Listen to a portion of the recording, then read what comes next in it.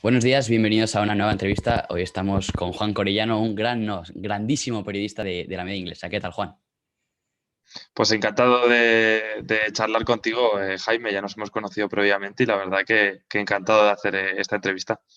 Hombre, lo primero, darte las gracias por eso, por estar aquí y por todo lo que me has ayudado desde que nos conocemos y desde que empezamos a hablar. Para empezar, ahora te acabo de decir que bueno, eres periodista en la media inglesa. Cuéntanos, por si hay alguien que no sepa de qué va un poco la media inglesa, cuéntanos un poco por encima de qué va, dónde trabajas ahora mismo.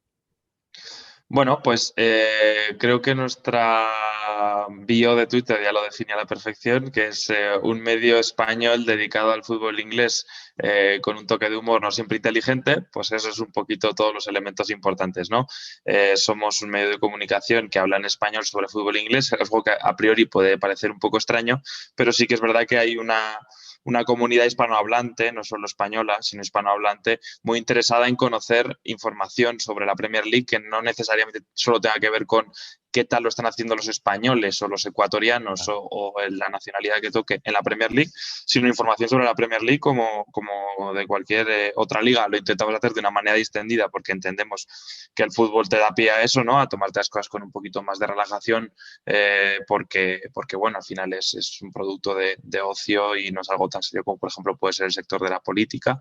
Ujú. Eh, y eso y eso es básicamente. Ahora mismo estamos en un canal de YouTube como principal centro de información de todo lo que publicamos y pues eso intentamos combinar un poquito un periodismo riguroso con tomar esas cosas con un poquito de humor también. Ujú. Ya sabemos que fue un poco Ilya Leart el que fundó todo esto de la media inglesa, pero cuéntanos un poco cómo se creó, cómo entraste tú en la media inglesa. Bueno, cómo se creó te lo podría contar mejor Ilie, pero Ya. yo la historia me la sé bastante bien. Él en 2010, después de haber tenido experiencias previas como agente y como trabajador en un club en México, desde dentro del fútbol, él se dio un poco cuenta de que lo que le apetecía y le había apetecido siempre era ser periodista deportivo. Entonces, para hacerlo, en vez de intentar trabajar para alguien, pues emprendió y formó lo que es la media inglesa, viendo que había un nicho por ocupar, que era ese que comentaba, el de hablar en español sobre fútbol inglés, sobre todo el fútbol inglés. Y de ahí empezó, al principio como una web y acompañada de un podcast, y luego con los años fue evolucionando, sobre todo buscando la sostenibilidad económica, que a día de hoy más o menos hemos encontrado gracias a años de mucho trabajo Ujú. en YouTube. Y ahora el proyecto se ha movido mucho hacia el mundo audiovisual, que está un poco más bollante a día de hoy. Y ese es el punto un poco en el que está la media inglesa a grandes rasgos. En cuanto a mí, personalmente, yo cuando todavía era estudiante de la carrera de periodismo entré a escribir en la página web durante una estancia en Londres en un Erasmus. Aproveché que estaba allí para escribir sobre diferentes temas eh, que estaban allí situados en las historias en Londres y podía acceder a ellas de primera persona. Y a partir de ahí, luego después de a mi vuelta a Madrid, Ilie me ofreció continuar en el proyecto audiovisual y pues hasta el día de hoy ya llevaré 3 años en la media inglesa, sí señor. Se dice pronto. Y ahora decías, bueno, que la media inglesa es un medio, y hacéis los vídeos y los directos en YouTube, y es un medio que todavía no es el medio convencional, como puede ser la radio, puede ser la televisión, y hacéis periodismo, pues eso, en un medio que todavía no es el medio convencional de lo que se conoce como periodismo. ¿Alguna vez te has sentido, os habéis sentido infravalorados al hacer periodismo en YouTube o algo, o no? No necesariamente por parte de compañeros, que sé que en algunos casos ha sido el caso, ¿no? Bueno, ha habido polémicas ahora en las que no me voy a meter porque no me interesa en absoluto. Pero, pero no tanto por compañeros. Yo creo que al final siempre ha habido bastante respeto, un trato muy cordial. Eh, yo sí que tampoco es desprecio, pero es difícil acceder a la hora de buscar fuentes a según qué personas y si tienes que explicarle mucho, sobre todo cuando a nivel de YouTube no tienes mucha presencia o no tienes muchos seguidores, es complicado, ¿no? Por ejemplo, acercarte no sé, a la Premier League o a un club o a cualquier estamento oficial a preguntarle, oye, tengo esta duda sobre este jugador, sobre este traspaso, sobre tal, no te suelen hacer caso y tienes que hacer muchas explicaciones. Y es triste, ¿no? Que hasta que no tienes pues un cierto volumen, que es más o menos como andamos ahora hay ya muchas puertas que se nos empiezan a abrir, pero que es triste porque que el hecho de que te vea más o menos gente no implica que seas mejor o peor periodista, ni que merezcas más o menos el simple hecho de que se respondan a tus preguntas. Ujú. ¿Y el periodismo en un futuro lo ves solo con periodismo en redes sociales como lo que hacéis vosotros? ¿O creéis que pueden subsistir también radio, tele y YouTube o otro tipo de redes sociales? ¿O cómo lo ves? Sí, yo creo que ahí va a haber una coexistencia, simplemente el mercado se ha fragmentado mucho y los medios tradicionales se tienen que adaptar Ujú. a eso o lo están intentando. No creo que vaya a ser la desaparición definitiva de la tele o de la radio. Esto se decía de la radio cuando apareció la tele, que la radio ya no tenía sentido y que iba a desaparecer y la radio sigue igual de viva que hace 50 años, ¿no? Y sigue siendo un punto importante de los medios de comunicación. Al mismo tiempo, por ejemplo, a mí me llama mucho la atención cómo mucha gente hace un consumo de YouTube y de nuestros vídeos a modo prácticamente de radio o de podcast, ¿no? Como tienen el vídeo de fondo, pero no lo están viendo de manera activa, que no me parece mal. Y como ahora, por ejemplo, también hay pues mucho predominio de los podcasts, cuando es eso, se decía que el formato audio ya no tenía sentido. Lo mismo pasa ahora con la tele, ¿no? Que se pone en duda que vaya a seguir existiendo frente a las nuevas formas de comunicación y de entretenimiento, como puede ser Twitch, como puede ser YouTube, estos nuevos formatos. Ya estamos viendo que prácticamente todos los canales de televisión están abriendo sus propios canales de Twitch, intentando un poco subirse, ¿no?, a esa ola. Creo que en general los medios tradicionales han sido poco flexibles a los cambios o no reaccionarios, pero sí un poco conformistas, ¿no? En el sentido de a nosotros con esto nos va bien, no tenemos por qué cambiar y ahora les ha sobrepasado un poco toda esta nueva ola de nuevos formatos y están intentando unirse quizás ya un poco tarde. Pero no creo que vaya a ser una cosa a costa de la otra. O sea, creo que de verdad puede haber una coexistencia y la habrá, seguro. Y en la radio, en la tele y en la prensa escrita se siguen haciendo cosas periodísticas muy, muy interesantes. Ujú. Sí, yo creo que al final se puede haber una coexistencia, como tú dices, pero al final yo creo que pues, medios convencionales como la televisión o como la radio, pues igual sí que necesitan un poco una adaptación un poco mayor para la gente joven y poder llegar a más gente. Sí, yo creo que están muy, hablo desde, vamos, mi opinión y la absoluta ignorancia tampoco, pero creo que están bastante perdidos en el cómo acceder a la gente joven, ¿no? Son conscientes de que tanto prensa escrita como tele como radio han perdido bastante a la gente joven, sobre todo en el espectro más informativo, ¿no? El espectro más periodístico, luego el de entretenimiento es diferente. Pero, y no saben muy bien cómo acceder a ellos porque no han hecho muchos esfuerzos a lo largo de los últimos años y los han perdido Ujú. y ahora mismo es difícil recuperarlos, claro. Y es normal que ahora lo intenten hacer, porque también entiendo que se pueden sentir atacados, ¿no? De ver como, por ejemplo, un tío como Ibai de repente pues les está de alguna manera quitando patrocinadores, ¿no? Por ejemplo, ahora la gente, tú si eres una marca, yo me lo planteo mucho. Si es yo soy una marca y quiero llegar a gente joven, yo me anuncio en el Twitch de Ibai o de alguien Sí, por el sí. estilo, no me anuncio en la televisión. Ujú.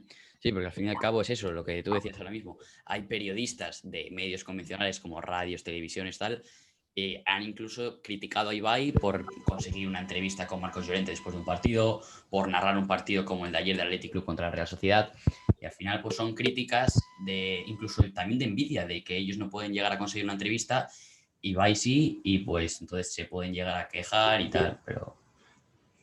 Sí, sobre todo a mí me parece muy injusto, en concreto hablando del tema de Ibai, porque yo creo que si hay algo que se le puede siempre decir a Ibai es que es muy honesto con todo lo que hace. Es decir, cuando hay un anuncio, una promoción, él no esconde que sea un anuncio, una promoción. Él, pues ya está, dice, esta es la marca y tal, y me está pagando y punto. O, por ejemplo, cuando hace una entrevista con alguien, no tiene la pretensión de o sea, siempre dice, ¿no? Y además lo explica, no quiero hacer una entrevista periodística, quiero charlar con una persona y ya está, y no aspiro a ser un sustituto de la entrevista periodística. Esto Sí, yo sí. lo he hablado muchas veces con compañeros, creo que habla de nuevo pues un poco, habla mal de mucha gente el tema de que haya futbolistas que ahora la única forma en la que hablen sea con streamers de una manera más extendida. Creo que habla muy mal, en primer lugar, de nosotros periodistas, porque durante muchos años en España se ha maltratado, pero a base de bien, a un montón de futbolistas. Se les ha hecho prácticamente escarnio público con temas muy personales, además, y es normal que estén enfadados y que no quieran hablar con la prensa porque se les ha tratado muy mal. Creo que cuando hay una entrevista siempre tiene que haber un mutuo respeto de las dos partes. No, no necesariamente quiere decir que tengamos los mismos intereses, pero sí que por lo menos nos vamos a respetar a nivel profesional. Y eso no ha sucedido en España. Y luego también habla muy mal de los equipos de prensa de fútbol, que yo creo que han tenido durante años a los futbolistas encorsetados, sin dejarles dar una entrevista original, sin dejar decir lo que ellos de verdad piensan. Porque todo tiene que ser robótico y todo tiene que ser estudiado y nadie se puede salir del guión y claro, pues ahora mismo es un poco combinación de esas dos cosas, pero en absoluto creo que este tipo de entrevistas, como las que ha hecho Ibai a Piqué, a Sergio Ramos, Claro. hablan mal de los periodistas y de los equipos de prensa, pero nunca de los streamers que hacen las entrevistas. Ole por ellos, por conseguirlas y por además que sean entretenidas. Yo me alegro muchísimo. Sí, desde luego, además, es lo que decías tú, Ibai no hace entrevistas, o sea, hace charlas, es lo que dice él. La sección de las entrevistas que hace él se llama Charlando Tranquilamente y él lo dice. Claro, No soy periodista, no tengo una carrera de periodista, charlo con la gente y a lo mejor charlo con Sergio Ramos, pero no lo estoy haciendo una entrevista de vas a renovar o cómo vas a jugar. Es al final una charla claro. en la que toca. Que es, por eso me llama la atención que haya gente que le critique, ¿no? Porque siempre es súper honesto en ese tipo de cosas y no tiene ninguna aspiración de sustituir a los periodistas. Evidentemente, también hay que decir que, claro, la conversación con Ibai siempre va a ser más cómoda para un futbolista y para un equipo de prensa de un club de fútbol, porque el periodista habrá muchas veces, Ibai no tiene interés en hacerlo, ni falta que hace, ni obligación que tiene. Pero el periodista sí que tiene muchas veces la obligación de hacer preguntas que no son cómodas. Y eso al futbolista y al equipo de prensa le resulta menos cómodo, pero es nuestra labor. Y el que piense una pregunta incómoda y luego no la formule, tiene un problema, la verdad, porque está incumpliendo su deber como periodista. Sí, así es. Bueno, ahora dejando este tema a un lado, antes hablábamos de cómo se fundó la media inglesa y hablábamos un poco de Ilie. Ahora cuéntanos cómo es trabajar tanto con Ilie como con Nacho González. Bueno, pues bastante fácil, la verdad, muy fácil, que eso es lo importante.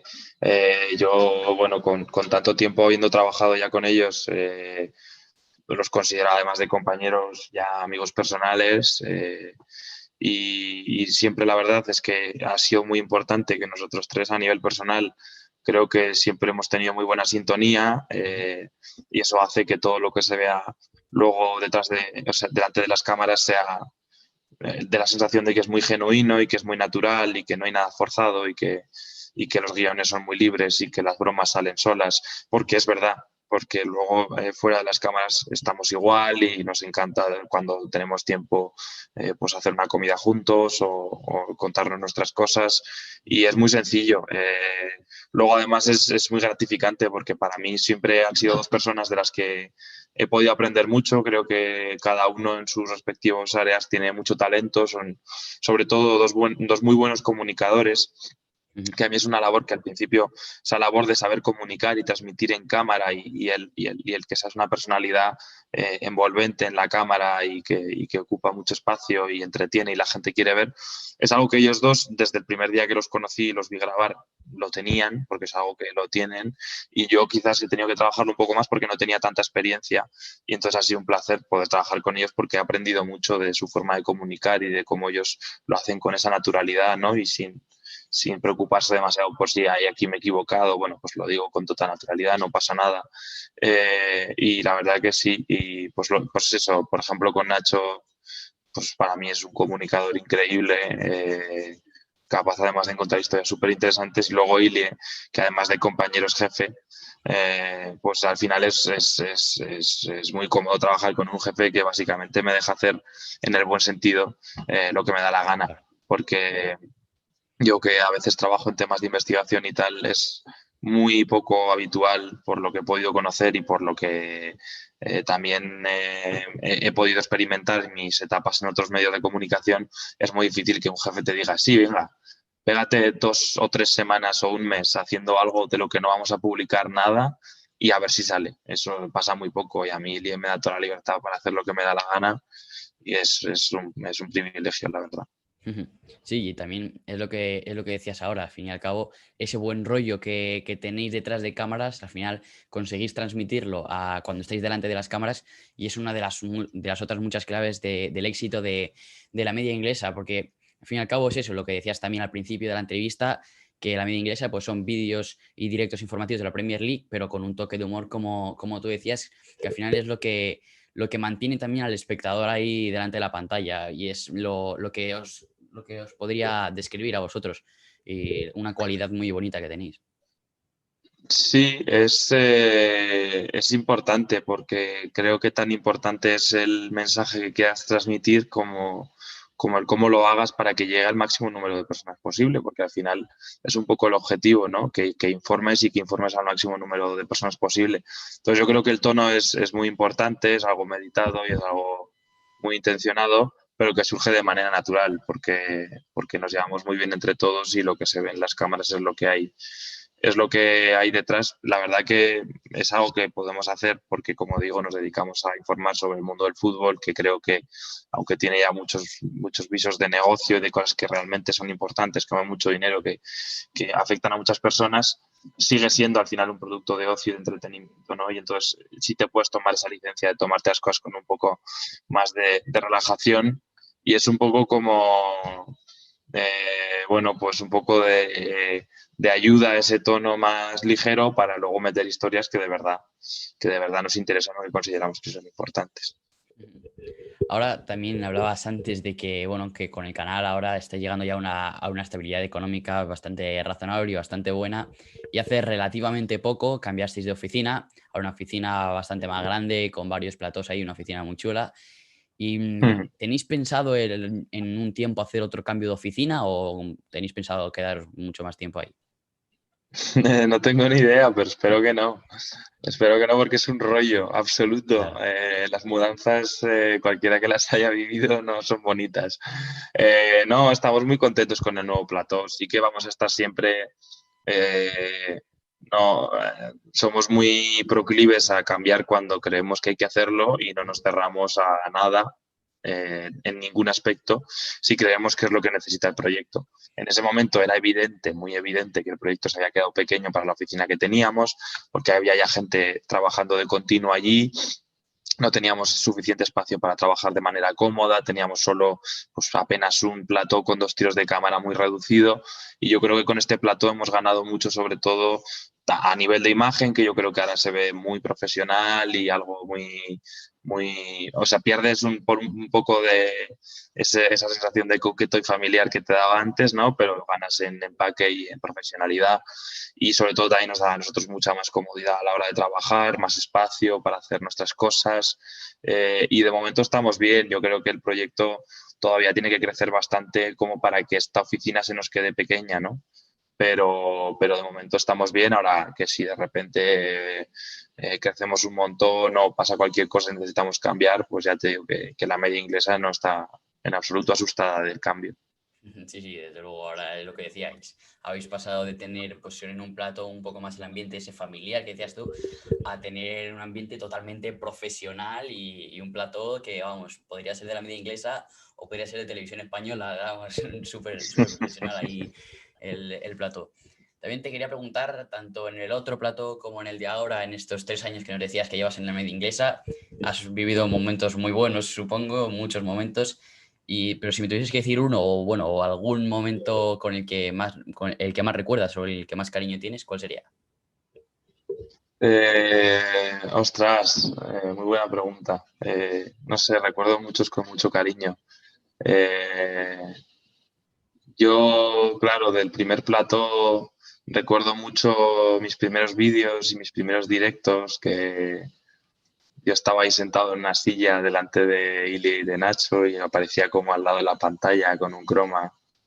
Eh, Nos lo pasamos muy bien, la verdad que luego hicimos un directo especial creo que eran por los 100.000 y también estuvo bien, ¿no? Llegar a esa cifra porque era algo como psicológico siempre para el proyecto.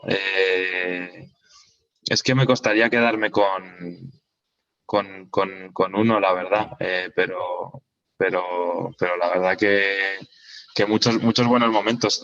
Hay uno que se me ha quedado muy marcado, pues que justo lo estaba pensando, pero no es el bonito. Que recuerdo, por ejemplo, una cosa que se me ha quedado muy marcada era la semana en la que empezó el confinamiento en España, que claro, fue una escalada de eso que esa sí que la recuerdo mucho, porque recuerdo que a principios de semana ya estábamos todos un poco tensos, ¿no? Con el rollo de, oye, hay que lavarse las manos, o tal, que claro, en aquella época no se llevaban ni mascarillas. Eh, Distancia, tal, no sé qué.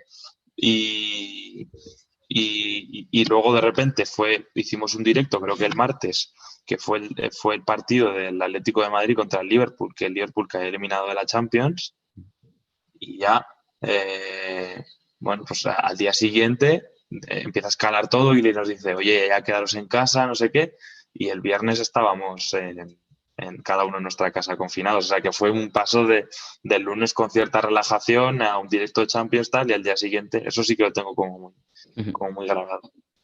Pero claro, ese confinamiento domiciliario que tuvimos, ¿cómo os adaptasteis? ¿Os costó o no? Sí, mucho. Porque nosotros, claro, somos muy dependientes de grabar en el plató, no por mero capricho, sino porque es difícil en videollamadas generar de lo que vive mucho nuestro canal, que es del momento espontáneo, de la interacción entre dos personas, de una broma o cualquier tipo de cosa. Entonces eso en videollamadas es mucho más difícil. Y luego además, claro, nosotros hemos hecho una inversión muy fuerte en medios técnicos y tenemos cámaras muy buenas y micros muy buenos. Entonces, claro, tener ese equipamiento y no poder usarlo era como, joder. Luego nos ha parado un montón de viajes y un montón de vídeos que teníamos acordados con futbolistas, con clubes y que no hemos podido hacer porque no se ha podido hacer. Y, pero ¿qué haremos en el futuro? Y tuvimos que adaptarnos, pero bueno, yo creo que lo salvamos bien y ahora pues con todas las precauciones pues seguimos adelante.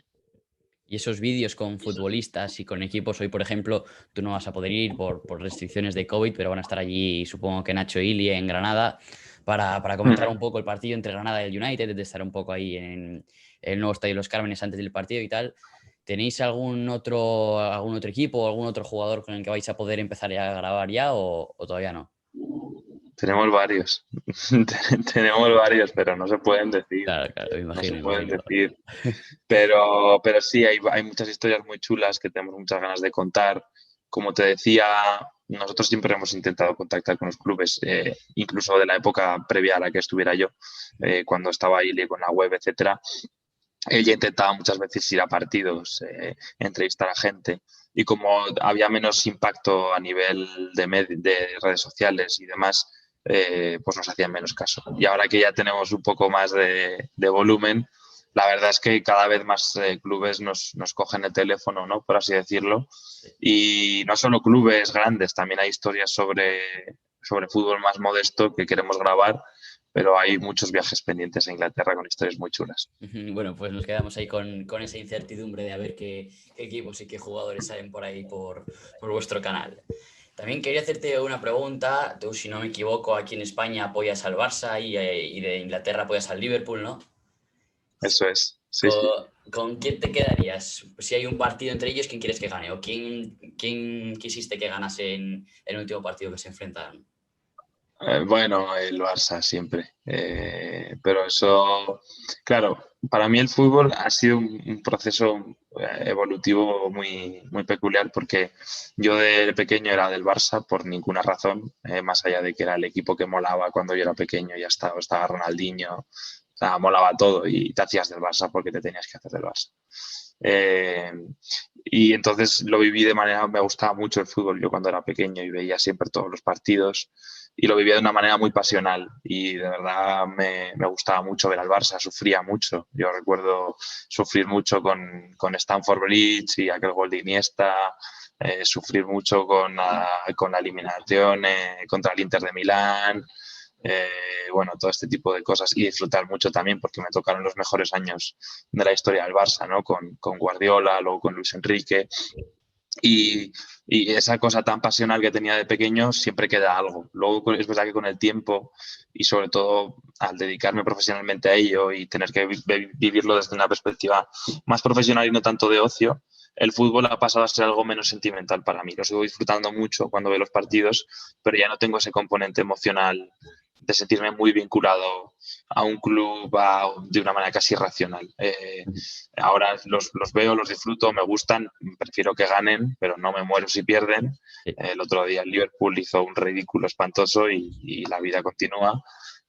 Pero si se tuvieran que enfrentar, aún no sintiendo ya el fútbol de esa manera tan emocional, algo me queda dentro del Barça, Sí, al claro. que ya no veo Imagino. nunca, porque al Barça ya no lo veo nunca, porque tengo que ver muchos partidos de la Premier y porque el Barça de un tiempo a esta parte todo lo que ha sucedido a nivel institucional no me gusta mucho. Eh, y aún así, cuando veo algún partido y veo que pierde, me enfado. O sea que... Por ejemplo, el 4-0 ese de Anfield, cuando se enfrenta el Barça y Liverpool, dejas a un lado la pasión por el Liverpool y solo quieres que gane el Barça, o tienes un poco el corazón dividido. No, ahí, por ejemplo, bueno, claro, es que ahí es lo que te digo, es una conexión emocional que haces de pequeño cuando vives las cosas con otro tipo de intensidad, porque es por primera vez todo y todo te marca mucho más. Entonces yo para mí cuando cualquiera se enfrenta al Barça siempre quiero que gane el Barça, pero por esa cosa, entonces, o sea, me alegré mucho con el Liverpool, pero fue como, ostras, qué ridículo otra vez del Barça en Europa. Entonces también lo sufrí, bueno, lo sufres y lo disfrutas, no lo sé, el fútbol es así. Y ahora te quería hacer una pregunta también, porque ahora llevas 3 años en la media inglesa, supongo que seguirás todo el tiempo que puedas seguir en la media inglesa, pero ¿tienes pensado abrirte un canal de YouTube para ti solo, personal, y subir ahí vídeos, obviamente compaginándolo con la media inglesa o no? No, la verdad que no me interesa, sobre todo porque en la media inglesa yo me siento a gusto y no tengo, o sea, mi ambición personal y las cosas que quiero hacer y disfruto haciendo ya las puedo hacer en la media inglesa. O sea, por eso que te decía de que se me da mucha libertad para, oye, si quieres hacer periodismo de investigación, pues dale más al periodismo de investigación y, oye, si te interesa, por ejemplo, a mí me gusta mucho el rollo siempre me ha gustado el cine y escribir guiones y tal. Entonces, pues, por ejemplo, la serie esta que tenemos de ficción de Hungerville, pues ahí, pues mira, mato el gusanillo de escribir para ficción, aunque sea así, con capítulos cortos. O sea, es un sitio que si tienes iniciativas y te deja, o sea, explorar mucho tus inquietudes dentro de lo que es el proyecto. Entonces no me veo haciendo en el corto plazo y en el medio plazo otra cosa que no sea eso. Ujú. ¿Y alguna vez te gustaría escribir un libro, como lo ha hecho Ilie, por ejemplo, que tengo aquí su libro, el de Ilie? ¿Alguna vez te gustaría escribir un libro tú o lo tienes pensado o no? Sí, lo tengo pensado y lo tengo pendiente. Eso sucederá en algún momento y me gustaría hacerlo. La verdad que me gusta mucho escribir y como te decía, es una oportunidad de oro el estar en un sitio en el que te dejan hacer tantas cosas y alguna vez lo hemos hablado y sí que me ha dicho Ilie que cuando queramos, tanto Nacho como yo podemos publicar lo que queramos, lo autoeditamos y lo vendemos nosotros. O sea que total libertad para hacer lo que nos dé la gana otra vez más. Así que quiero aprovecharla y me encantaría escribir un libro y de hecho estoy intentando encontrar los huecos para hacerlo. ¿Y sobre qué lo escribirías? ¿Sobre periodismo? ¿Sobre ti? ¿Sobre alguna historia como lo ha hecho Ilie de la Premier?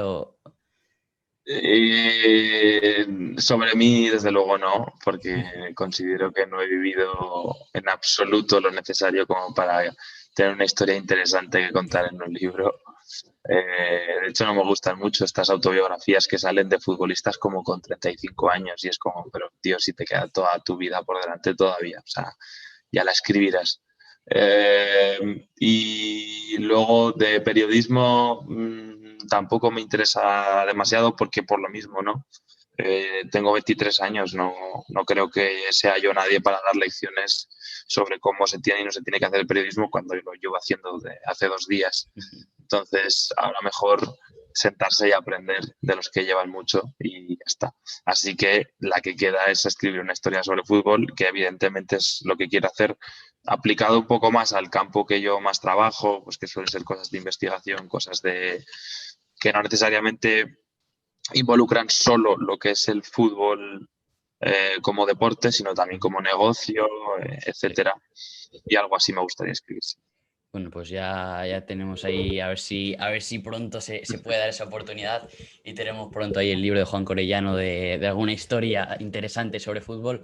Lo único que ya te han quitado el ascenso del Leicester, te lo ha quitado tu propio compañero y jefe, pero bueno, hay miles de historias para contar en el libro. Pocas como esa, pero seguro que hay Sí, historias sí. interesantes. Y ya por último, para terminar, cuéntanos el mensaje o qué le dirías a la gente que, como decíamos antes, no cree que el periodismo en redes sociales pueda ser el periodismo del futuro. ¿Por qué crees que el periodismo en redes sociales puede ser el periodismo del futuro? Vale, creo que te voy a estropear la pregunta, pero a ver si se me entiende. Yo soy bastante escéptico cuando se habla de periodismo periodismo de lo que sea, incluso dentro de los propios géneros del periodismo, de periodismo de investigación o periodismo de local, o periodismo político, periodismo tal, periodismo de redes sociales o periodismo tradicional. Al final, lo que tendrá futuro, como ha tenido siempre, es el buen periodismo. Punto. Y el buen periodismo no hay, claro, es que me encantaría tenerla, pero no hay receta secreta de la Coca-Cola.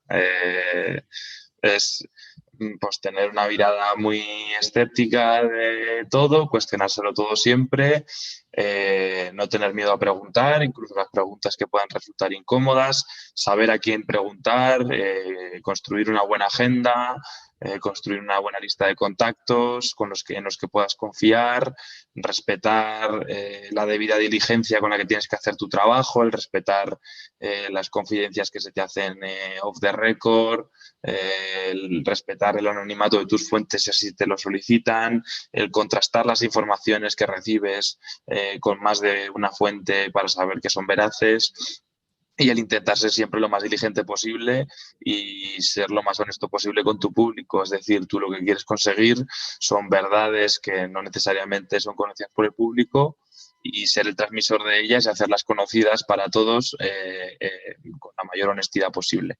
Ese es el futuro del periodismo, quien trabaje con esos estándares. Hay gente en la televisión que lo hace, hay gente en la radio que lo hace, hay gente en la prensa que lo hace, hay gente en YouTube que lo hace y hay gente en medios que hoy día no conocemos que en el futuro lo harán. Solo son formatos y solo son canales para el buen periodismo. Y dentro de esas plataformas, al igual que hay gente que es buena periodista, hay gente que no lo es en absoluto. Y ya digo, no creo que sea un oficio especialmente difícil. Simplemente hay que tener ganas de contar las cosas y contarlas bien. No creo que sea especialmente difícil, pero hay que querer hacerlo y buenos periodistas siempre habrá, sea en el formato que sea. Y esos serán los que triunfen. O sea que en conclusión, en verdad da igual dónde hagas periodismo, sino que lo que tienes que hacer es un buen periodismo, sea en las radios, en la televisión o sea en redes sociales, ¿no? Y no es que lo tengas que hacer, es que el buen periodismo será el que triunfará en el largo Claro, plazo. sí, sí.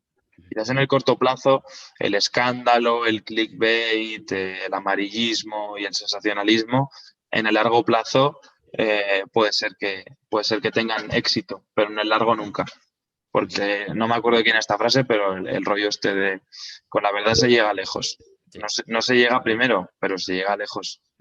Entonces, ese es el mensaje que y vamos, yo considero que, por ejemplo, el relativo éxito que hemos podido tener nosotros o que han tenido otros canales de fútbol o de lo que sea, que considero que son buenos, es el hecho de haber trasladado buenas prácticas periodísticas a YouTube. Porque a día de hoy había muchas cosas a nivel de televisión, a nivel de medios tradicionales, que dejaban mucho que desear a nivel de estándares periodísticos. de contrastar las fuentes, de no caer en el amarillismo y de todo lo que he dicho. Entonces, al final, el buen periodismo se abre paso y se abrirá paso en YouTube o en lo que sea que exista dentro de 30 años. O sea, eso, lo que triunfará es el buen periodismo, no un periodismo en específico en un sitio.